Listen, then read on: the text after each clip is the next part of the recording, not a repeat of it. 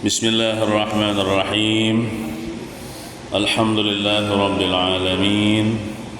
Wassalatu wassalamu ala asyrafil anbiya'i wal mursalin Sayyidina wa maulana Muhammadin wa ala alihi wa sahbihi ajma'in, amma ba'du. Subhanaka la ilma lana illa ma 'allamtana innaka antal alimul hakim. ولا حول ولا قوة إلا بالله العلي العظيم.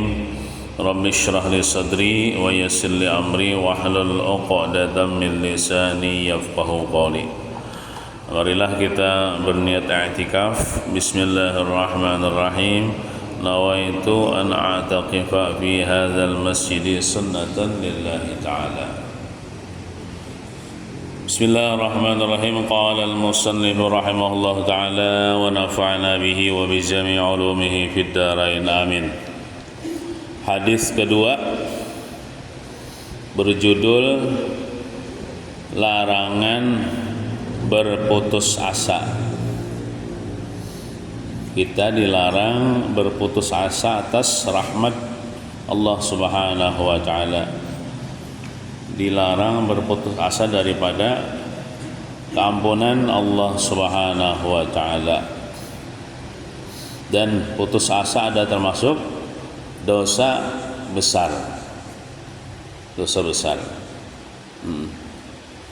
Misalnya seseorang mengerjakan suatu kemaksiatan yang sangat banyak dan sangat lama sekali. Dia merasa banyak punya dosa, banyak punya kesalahan. Lalu di dalam hatinya dia putus asa atas rahmat Allah. Ujarnya, Tuhan kada mengampuni dosaku. Dosaku ini banyak benar.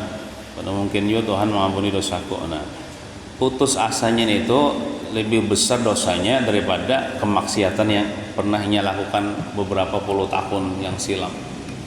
Putus asanya itu lebih besar dosanya daripada maksiat yang pernah ia lakukan.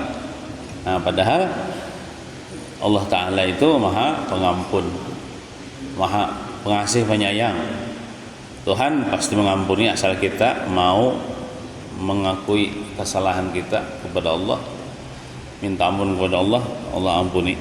Nah, jangan berputus asa, karena berputus asa atas rahmat Allah itu sangat dilarang dalam agama kita. Diriwayatkan daripada Ibnu Mas'ud, Abdullah bin Mas'ud, sahabat Nabi radhiyallahu anhu, beliau berkata, beliau meriwayatkan hadis dari Rasulullah sallallahu alaihi wasallam. Rasulullah sallallahu alaihi wasallam bersabda, ujar Nabi, al-fajirur raji rahmatullahi ta'ala aqrabu minallahi minal abidil muqniti atau muqanniti. Yang artinya pendosa yang mengharapkan rahmat Allah adalah lebih dekat, bahkan lebih baik kepada Allah, lebih baik di sisi Allah daripada abid. Abid itu ahli ibadah, ahli ibadat, cuman gaweannya yang membuat orang berputus asa dari rahmat Allah Subhanahu wa ta'ala. Sebenarnya kita ini kada boleh bang berbuat dosa, ya Allah. Cuman kita ni bukan nabi, bukan malaikat. Kita ni pasti tagawi dosa, baik bersengaja ataupun kada bersengaja. Nah, misalnya kita merancak menggawi dosa, tapi kita tetap mengharapkan keampunan Allah. Tetap kita beristighfar kepada Allah, minta ampun kepada Allah, mengharapkan rahmat dan keampunan Allah. Padahal kita hari-hari menggawe dosa ya nih, tapi kita kada putus asa daripada rahmat Allah. Nah, itu lebih dekat kepada Allah, lebih baik dibandingkan ada seseorang ahli ibadat kada maksiat, ya kada maksiat. Maksudnya kada melakukan maksiat nang zahir, cuman ada maksiat yang dilakukannya sebuting apa? Membuat orang putus asa daripada rahmat Allah. Ahli ibadah, tapi bila melihat orang, anggaplah orang ahli maksiat bahan itu pasti dah masuk neraka itu, ikam masih ada diampuni Tuhan ikam nih jar, ikam nih celaka kian aja. Itu kan membuat orang putus asa daripada rahmat Allah. Apakah lagi ahli maksiat itu minta pendapat kepadanya, aku nih jar banyak benar bisa dosa sudah, banyak benar melakukan maksiat. Kira-kira mau aku bertaubat ya ampuni Tuhan lah taubatku nih. Wah, ada mungkin Tuhan mengampuni dosa ikam ini, banyak benar ikam ini pasti diusir Tuhan dah. Nah itu padahal ahli ibadah ya nih, tapi bukan direka itu sehingga membuat orang putus asa. Wah mengkaya itu ya awal jadi bertobat ya. Nah pas orang putus asa daripada rahmat Allah, nah lebih baik pendosa tapi mengharapkan rahmat Allah, atau kadang membuat orang putus asa daripada rahmat Allah. Lebih baik nih itu, lebih dekat nih itu di sisi Allah, lebih baik itu di sisi Allah daripada apa ketujuh memponis-ponis orang ikam pasti masuk neraka, ada yang ini kamu ada diampuni Tuhan ini. Nah ikam ini banyak banget dosa celaka ikam. Nah yang kayak itu timbul kena orang ada kon bertobat.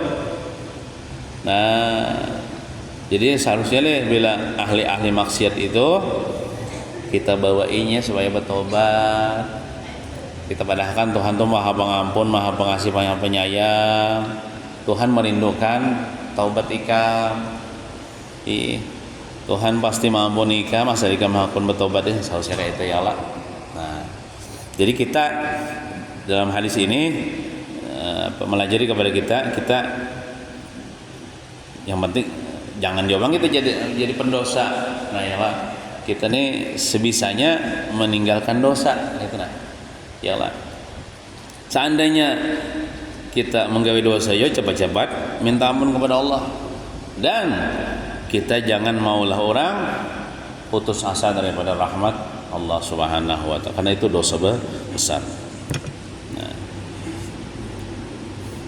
Kemudian ada kisah di bawah itu, diberitakan kepada kami, ujar musannif pengarang ini kitab Syekh Muhammad bin Abu Bakar Al-Usfuri, telah sampai kabar kepada kami diberitakan kepada kami dari riwayat Zaid bin Aslam.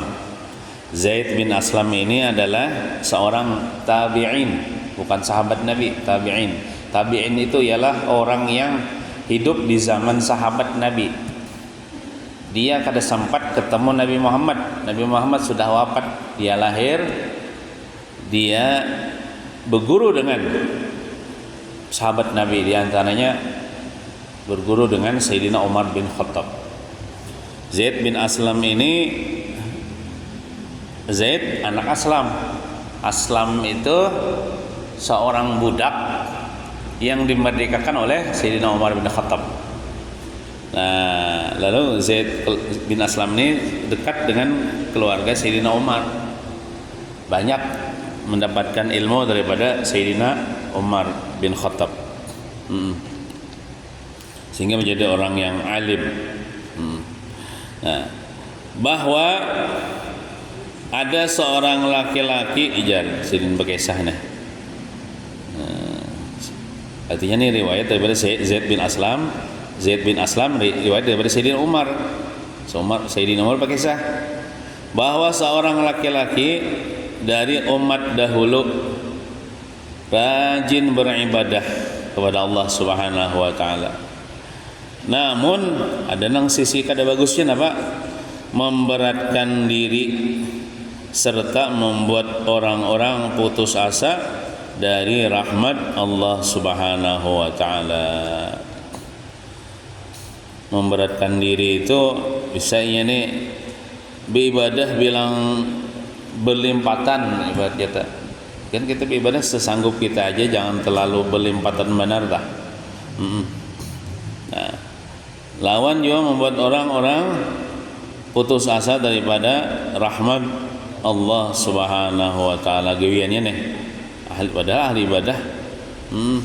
Nah, kemudian ia mati meninggal dunia, lalu berkata di alam akhirat, di akhirat kayaknya apa dia lawan Tuhan ya, karena ini merasa banyak bisi ibadah, kalau menuntut pahala dari Allah. Wahai Tuhanku, apakah yang engkau sediakan bagiku?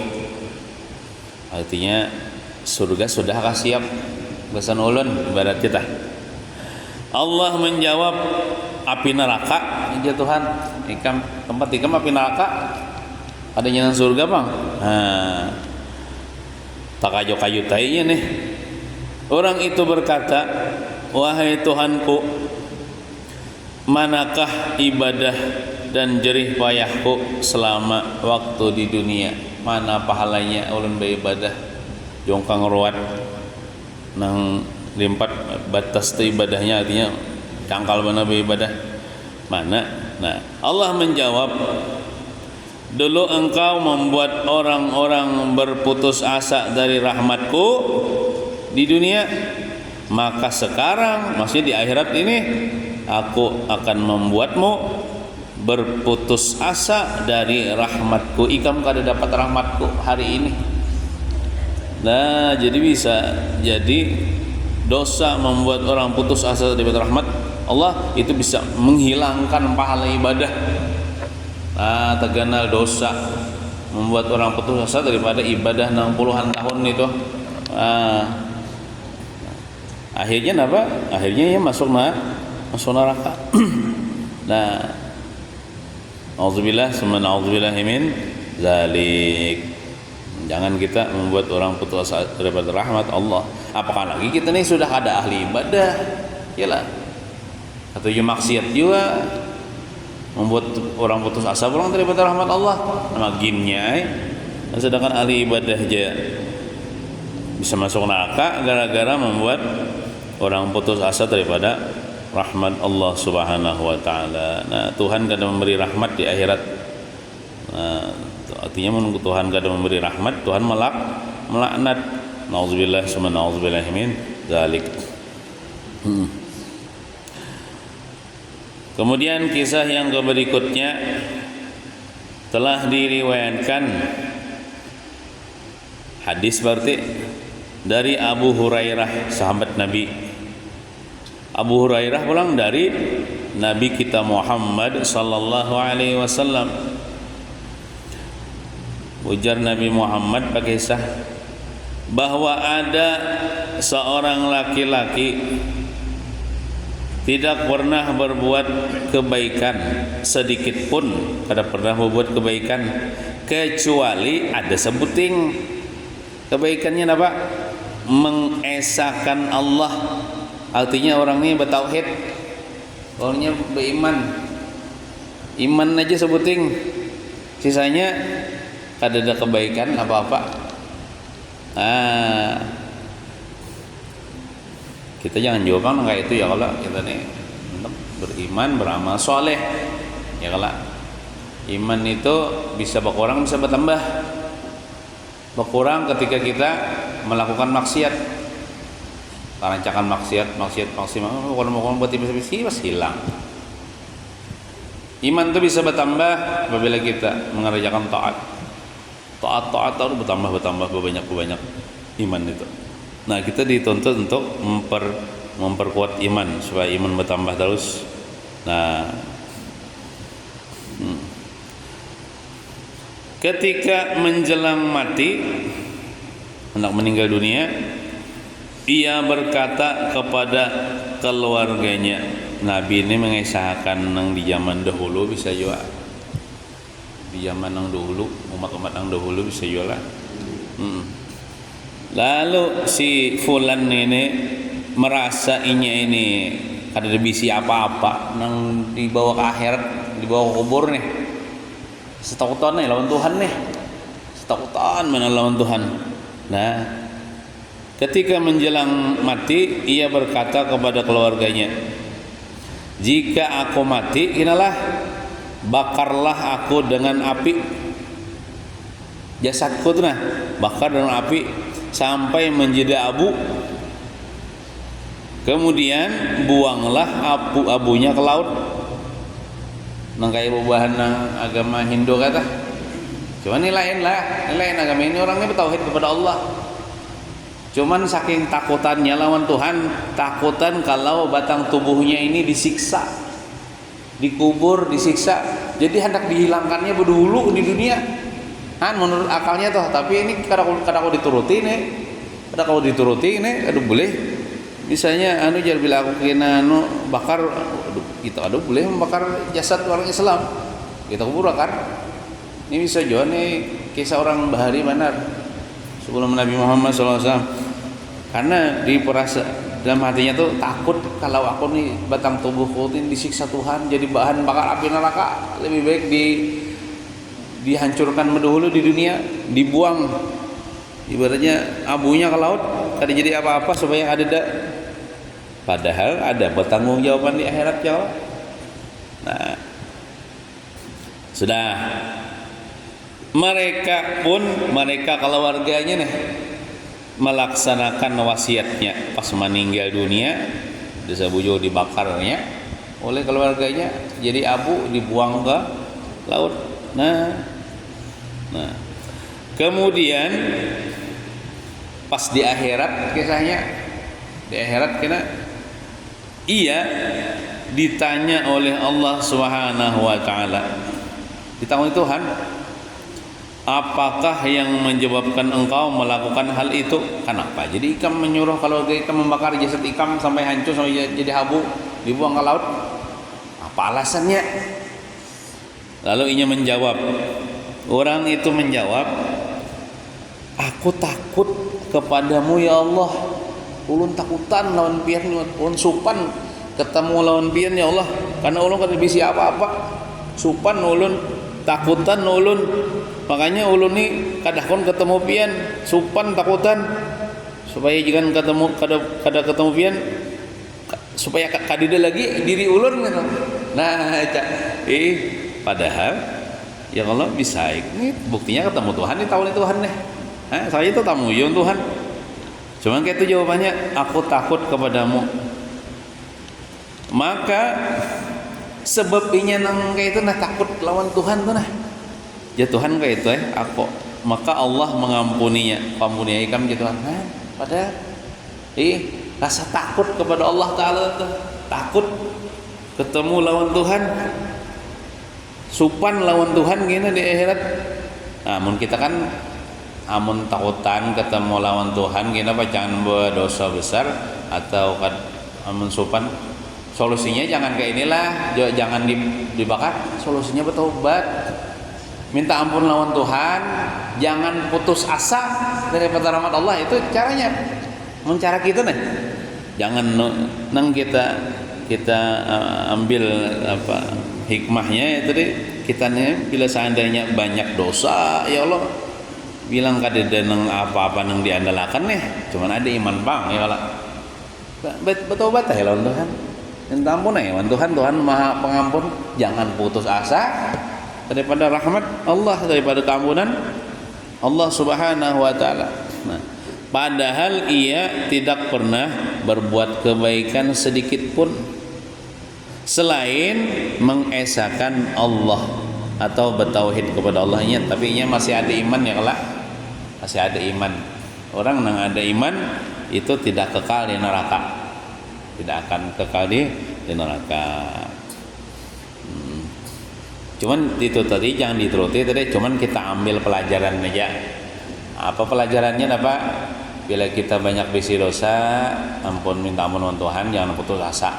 Atau kawan kita misalnya banyak punya dosa, kita beri semangatnya untuk bertobat kepada Allah. Nah, jangan nyuruh kawan ikan berbakar-bakar diri. Nah, jangan kayak itu ya Allah, jangan. kisahnya. Nah, kisah yang ketiga diceritakan bahwa ada seorang laki-laki di zaman Nabi Musa alaihi salam yang pada waktu matinya tidak ada orang yang mau memandikan dan mengkafani karena kejahatannya. Nah, ini jangan dituruti nih.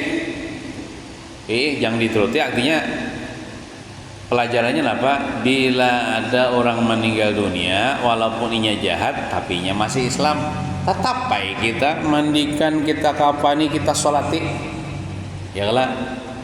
Nah, ini jangan dituruti nih. Nang bubuhan nang kaum Nabi Musa ini kadahkon memandikan, mengkafani ini. Nah, karena alasan mereka jahat benar si fulan ini waktu hidupnya. Pokoknya ayam tuh hilang tuh bang di kampung tuh, ibaratnya tuh, bani hilangan juga anak orang pada kaum melihat bebini nambunga selalu di anunya, digawinya dan sebagainya. Di bini-bini orang dipacarinya, sarikan orang sekampungan. Nah, orang-orang mengusung membawa jenazahnya dan melemparnya ke tempat sampah, tempat sampah. Bahasa kita bahasa situ kan di sungai le, jadi sungai timbul di sungai itu laut aja gitu. Timbul ke tempat sampah. Bau jobang ya Allah aja, caranya itu deh. Mungkin buahnya kalau dia menggunakan timbul tempat sampah. Cuman ini kadang datang kisah nang berbau atau kadang ini kira-kira lihat endingnya. Maka Allah mewahyukan kepada Nabi Musa, hai Musa. Ini Allah Ta'ala nih, Nabi Musa ini langsung panggilan aja, karena Nabi Musa itu kalimullah, orang yang langsung kau bercakap-cakap dengan Allah tanpa perantaraan. Nah, wahai Musa, tanpa perantaraan malaikat Jibril, ada seorang laki-laki Nabi Musa inya meninggal dunia di tempat si fulan. Situ ada seseorang meninggal dunia yang diletakkan di tempat sampah. Bapak ulun. Nah, sedangkan ia adalah salah seorang waliku. Ini waliku aja, oleh Allah Ta'ala sekalinya. Maka terkena ahli maksiat. Bingung juga Nabi Musa nih. Kenapa jadi wali Allah Ta'ala, sedangkan orang kampung mengatakan ya ahli maksiat, fasik. Nah, Bapak ulun ke situ, wahai Allah. Maka mereka tidak memandikan, mengkafani maupun menguburkannya. Maka pergilah engkau dan mandikan dia, lalu kafani, sembahyangi dan kuburlah orang itu. Walaupun ini kamu sorangan aja, baru kipayah nih. Kadang bahwa berdosa sekampungan ngena. Datanglah Nabi Musa dan bertanya kepada mereka.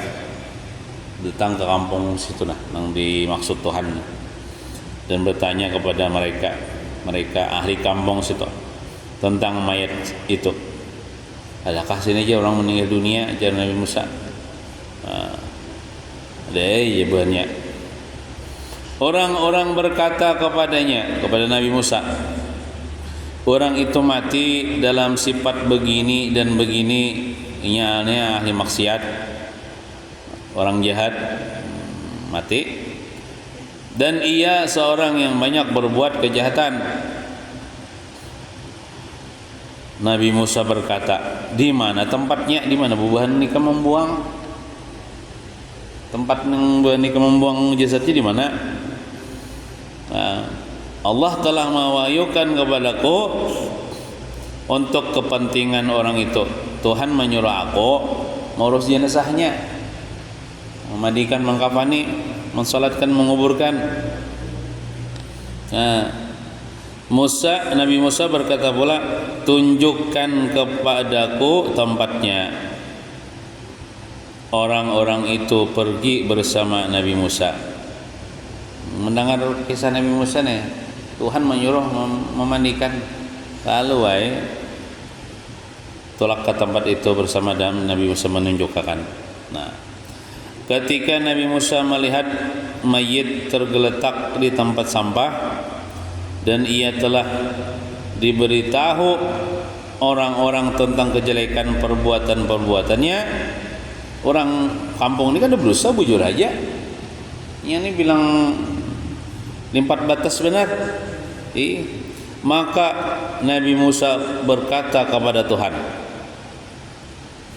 ujar Nabi Musa, wahai Tuhanku, wahai Allah, Engkau telah menyuruhku mengubur dan menyembahyanginya, sedangkan kaumnya menyaksikan kejahatannya, dan Engkau telah mengetahui daripada mereka mengenai ujian dan celaannya. Pian maha tahu tuh nih. Nah, jur pian ini hamba pian, wali pian, ujar nang ahli kampung itu, ini ahli maksiat. Nah, tapi pian nang maha tahu, nang bubahannya tuh bujur aja juga, ada berdusta. Nah, jadi misalnya ada orang Islam, dia selama hidupnya berbuat maksiat, lalu ia mati, masa orang Islam ya, kalau kita tetap menyaksikannya khairnya tak, syahadu ala hadzal mayit min al khair, akhir tohnya baik, orangnya baik, walaupun selama hidupnya kelakuannya ada baik, itu maksudnya mendoakan, mudahan baik bahasa kita ya tak. Walaupun inya kada baik, tapi mudahan inya baik, artinya mudahannya diampuni Tuhan, maksudnya tak. Nah, jangan pina koler, nang nyambut khair itu bila koler, kenapa aja selama hidupku nih, aku nih tampilingnya terus, misalnya itu. Atau iya ini jahat dengan aku, nah bila lo bina berat menyambut dengan khair itu, nah sambat dah khair, kada bayar yol khair, maksudnya itu mudahan inya ini baik aja dah, kena diampuni Tuhan aja dah. Nah, kayak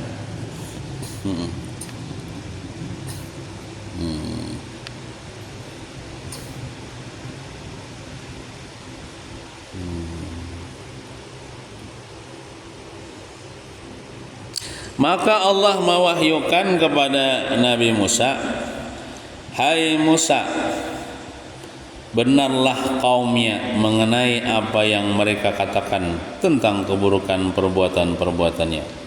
Bubahan ahli kampung tu bujur aja bapandir kayak itu. Ini memang ahli maksiat di kampung terkenal, ada berdusta kada. Hanya saja ia nang meninggal nih, nah waktunya hidup, ia memohon kepadaku pada waktu menjelang wafat, ya, maksudnya pada waktu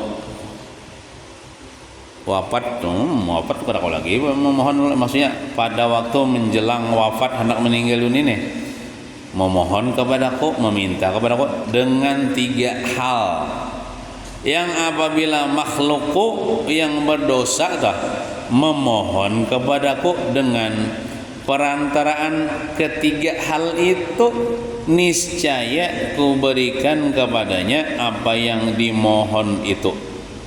Nah, nang 3 hal ini bagus benar Pak. Diulah doa kena. Diulah munajat kita di malam hari memohon-mohon lawan Tuhan nih. Karena kita tuh yakin Tuhan itu luas rahmatnya, besar keampunannya nih. Nah, napa nang 3 hal itu? Nah, kena saksikan. Nah, lihat tinggi lah.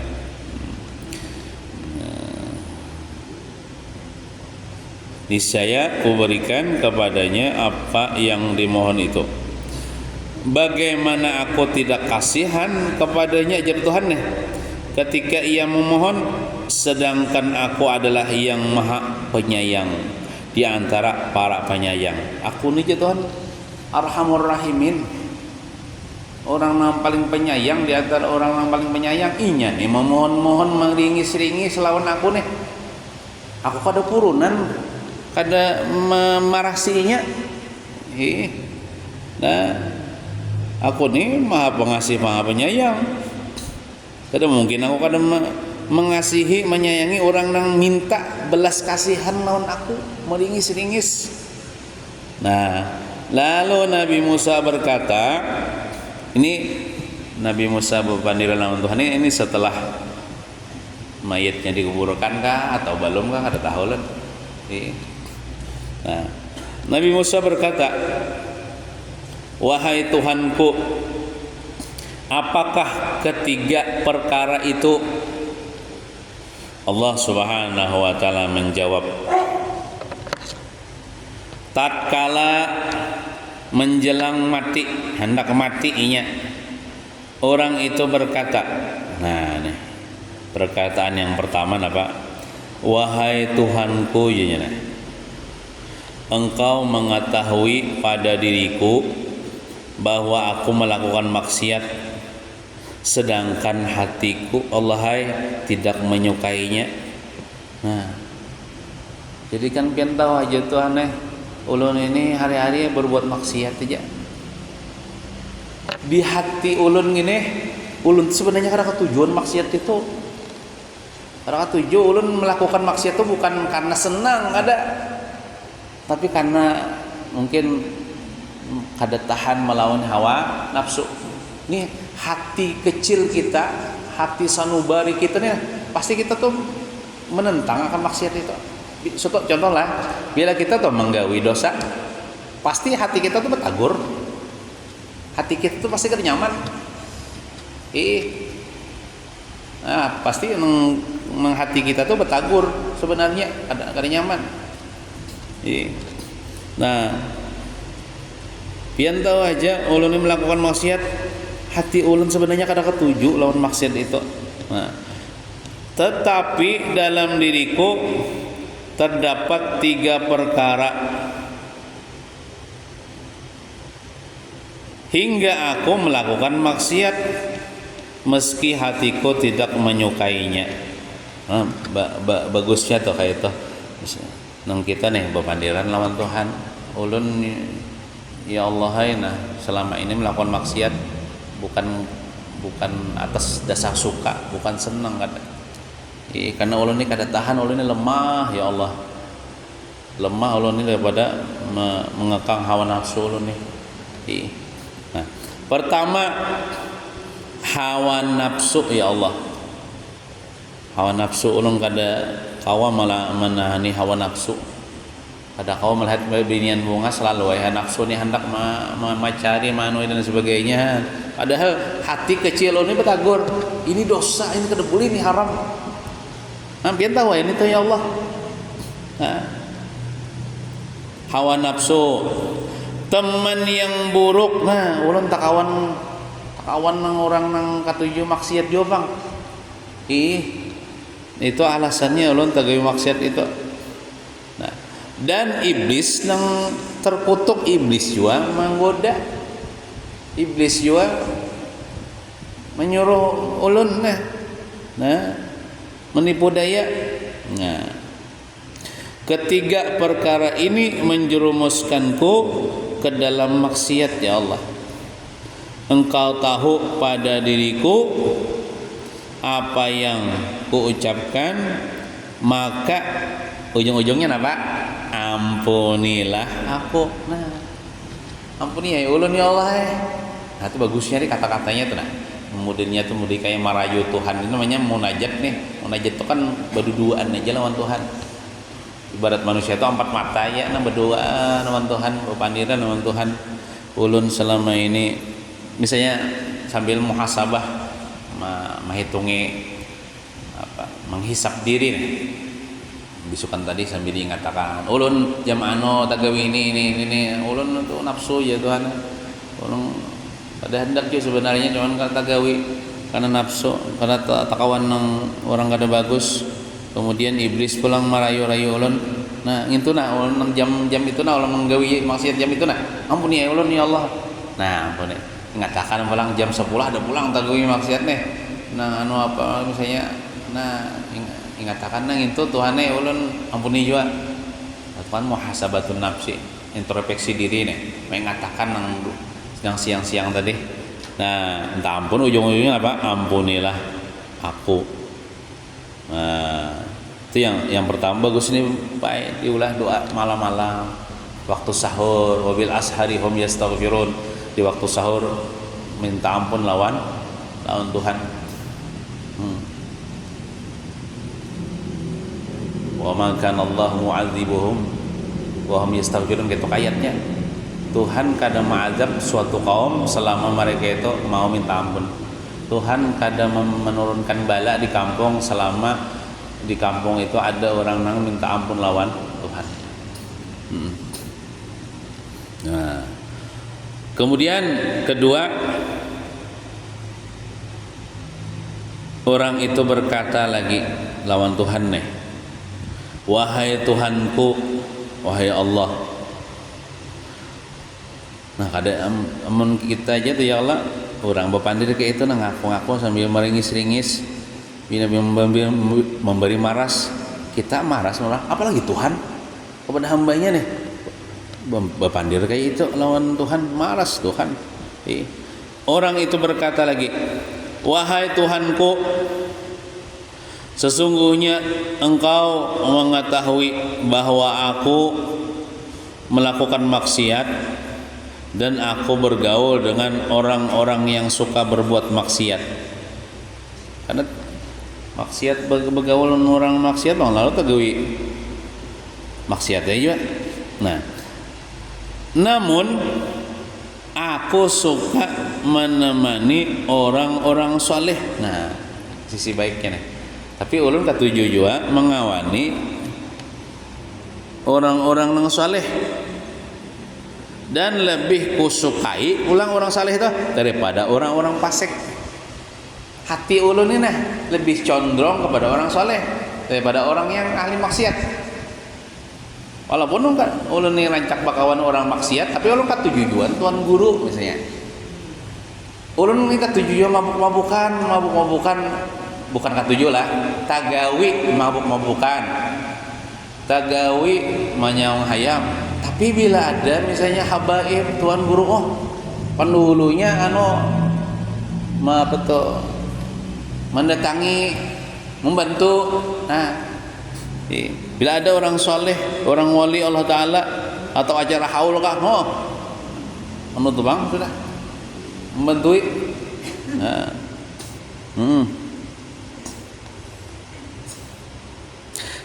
hingga seandainya nih ada dua orang ya Allah, yang satu orang baik dan yang satu lagi orang jahat, niscaya basa manyaru ulun misalnya, ini ada orang jahat manyaru ulun, datanglah ke rumahku aja, ada sarang ini ada orang saleh manyaru ulun juga. Nah, niscaya ku dahulukan keperluan orang baik-baik daripada orang jahat.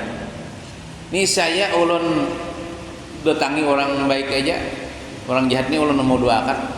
Artinya kan di hati itu ada cinta, ada suka kepada orang baik walaupun dia ahli maksiat. Nah, itu. Nah, dalam satu riwayat dari Wahab bin Munabbih diceritakan, orang itu berkata lagi, ada tambahannya lagi, wahai Tuhanku, ya, berarti perkataan yang ketiga nih, wahai Tuhanku, jika Engkau maafkan dan Engkau ampuni dosa-dosaku, niscaya para wali dan nabimu gembira, dan sedihlah setan musuhku dan musuhmu setan itu. Jika pian maampuni dosa ulun, ibaratnya tuh pian kada rugi juga, kada berkurang juga no kasugihan pian. Ya kalau malah itu maulah Rasulullah himong menulun pian ampuni mun pian ampuni ulun masuk surga. Rasulullah himong nah para wali-wali himong melihat umat Nabi Muhammad di kana masuk neraka. Setan sedih. Ya kalau setan itu kan musuh pian juga ya Tuhan, musuh ulun juga dah. Nah ibaratnya tuh apa, amun pian tuh menyiksa ulun Tuhan ulun ini umat Nabi Muhammad juga, ulun hamba pian ya kalau nah lebih baik pian ampuni ulun, karena sesungguhnya pian Ghafurur Rahim, Maha Pengampun dan Maha Penyayang. Nah, artinya ulun ini diampuni pian, dimasukkan ke surga, kada rugi juga pian. Nah, karena pian ini pengampun, pengasih, penyayang. Nah ibaratnya kayak tah. Nah bagusnya tuh kata-katanya tah. Merayu Tuhan Jika engkau menyiksaku lantaran dosa-dosaku, niscaya gembiralah setan gina dan para pengikutnya, serta sedihlah para nabi dan wali. Nah, aku tahu kegembiraan para wali lebih engkau sukai daripada kegembiraan setan dan para pengikutnya. Nah, pilih antara dua tuh pian katuju setan kah himong, katuju wali-wali dan nabi-nabi kah himong nyatai. Kalau Tuhan katuju nang wali-wali kekasih-kasih Allah himong, nam kah itu tuh ampuni ulun. Bila ulun pian ampuni, setan sarik, wali-wali pian himong. Dan pian katuju wali-wali pian, nabi-nabi pian himong, bukan setan himong. Ya kasih ulunnya ampuni ulun. Nah, kan ini merayu Tuhan Maka ampunilah aku ya Allah, ujung-ujungnya ampunilah aku ya Allah. Nah, sesungguhnya engkau mengetahui apa yang ku katakan, dan kasihani serta maafkanlah aku. Ingat situ ya Allah kata-katanya Allah Subhanahu wa taala berfirman kepada Nabi Musa Allah Ta'ala mengisahkan kan kepada Nabi Musa gara-gara 3 kata-kata tiga kalimat lalu aku kada tega menyiksainya, aku marah inya kayak itu Bang Mubandir, sedangkan inya hambaku, aku pun mengasihi. Kan mengasihi itu kan berarti menjadikan kekasih jadi kekasih Tuhan, jadi wali kan wali itu kan kasih Tuhan. Nah, serta memaafkanlah aku maafi ku ampuni dosa-dosanya habis. Allah Subhanahu wa taala berfirman lagi kepada Nabi Musa, maka aku pun sudah tadi kata ke atas kah? Maka aku pun mengasihi, mengampuni dan memaafkannya itulah. Karena sesungguhnya aku Maha Pengasih dan Penyayang. Ini Ghafurur Rahim ya Tuhan aku pengasih penyayang kan? Khususnya terhadap siapa yang mengaku berdosa di hadapanku. Nah, itu Pak Tuhan tuh marah sayang bila kita mengaku kesalahan. Kita bila mau mengaku kesalahan kita banyaknya kayak apa aja. Contoh siang tadi kita berbuat dosa. Yang bagusnya sih yang tadi jawaban mengaku kadang-kadang malam tapi daripada terlambat malamnya Tuhan ulun siang tadi Tuhan menggawi dosa ini ulun mengaku itu salah, ulun salah Tuhan marasi ulun Tuhan Nah, bila kita mengaku berdosa di hadapan Tuhan pasti Ghafurur Rahim, mengasihi dan menyayangi kita, mengampuni dosa kita. Orang ini telah mengaku berdosa ya Tuhan bagi sahabat Nabi Musa. Inya mengaku, asal mengaku lah Tuhan tuh kada katuju bila orang tuh berbuat salah merasa benar. Tuhan sarek kada mengakui itu nah mengaku tuh ya bahasa kitanya membaca istighfar tuh ngaku astagfirullah, aku minta ampun akan Allah, itu kan mengakui salah dah, mengakui punya salah lawan Tuhan ya. Maka ku ampuni dan ku maafkan dosanya. Berarti orang ini kan kada putus asa daripada rahmat Allah nih. Ini percaya Tuhan itu maha pengampun, luas rahmatnya, besar keampunannya. Padahal sepanjang hidupnya berbuat maksiat terus. Nah, artinya kayak itu nih. Jadi siang hari kita berbuat maksiat, tapi malam hari kita mengakui, kita minta ampun, kita lawan Tuhan. Habis dosa kita kalau misalnya isok tagawi pulang kan kita ini kan lain manusia, lain malaikat. Pasti ada tagawi dosa dah. Minta ampun pulang, kita ngaku pulang, kita bepandiran pulang, buat pokoknya kita sediakan misalnya waktu kita di lawan Tuhan memunajat itu barang sejam kah, setengah jam kah di malam hari itu bepandiran lawan Tuhan nih. Nah, walaupun dengan bahasa kita, harusan bahasa Arab mau paham, dengan bahasa gini contoh nih pakai buka nang kitabnya ini ya Allah baca di malam hari sambil bepandiran lawan Tuhan. Contohnya itu. Hai Musa, lakukanlah apa yang kuperintahkan kepadamu. Artinya apa? Ini jasad waliku, kekasihku, sudah aku ampuni dosanya. Sebenarnya munajat tadi sebelum meninggal dunia itu, kawan aku ampuni saya, mandi akan inya, kafankan inya, salatkan inya, kuburkan inya. Karena inya kekasihku. Karena dengan berkah kehormatannya di sisiku, jadi orang yang terhormat inya nih, jadi kekasih Allah Ta'ala. Aku juga mengampuni orang-orang yang menyembahyangi dan menghadiri penguburan jenazahnya. Jadi bila ada seorang wali Allah Ta'ala meninggal dunia, kekasih Allah Ta'ala meninggal dunia, kita menyembahyangikan, menguburkan, maka kita ini diampuni dosa-dosa oleh Allah Subhanahu wa Ta'ala berkat orang itu tadi. Kayak itu. Jadi kita tidak boleh putus asa atas rahmat Allah Subhanahu wa Ta'ala. Sebanyak apapun dosa kita minta ampun lawan Tuhan. Pasti Tuhan mengampuni. Kita mengaku banyak dosa, kita mengaku salah di hadapan Tuhan. Dan hendaklah kita munkawas setiap malam kita bepandir kayak ini setiap malam lawan Tuhan, munajat lawan Tuhan. Apalagi biar sambil menangis-nangis keluar banyak mata. Kan termasuk orang yang mendapatkan kenaungan di padang mahsyar, seseorang yang ketika dia sendirian dia berzikir kepada Allah, mengingat Allah, minta ampun kepada Allah sehingga keluar air matanya karena takut kepada Allah Subhanahu wa Ta'ala. Mungkin itu saja yang dapat kita baca. Mudah-mudahan kita kaum mengamalkan, mudah kita seberatan diampuni dosa-dosa oleh Allah Subhanahu wa Ta'ala, sehingga kita diberikan keselamatan dunia wal akhirah. Amin ya rabbal alamin. Sallallahu ala sayyidina Muhammadin wa ala alihi washabbihi wasallam. Walhamdulillahi rabbil alamin. Al-Fatihah. A'udzu billahi minasyaitonir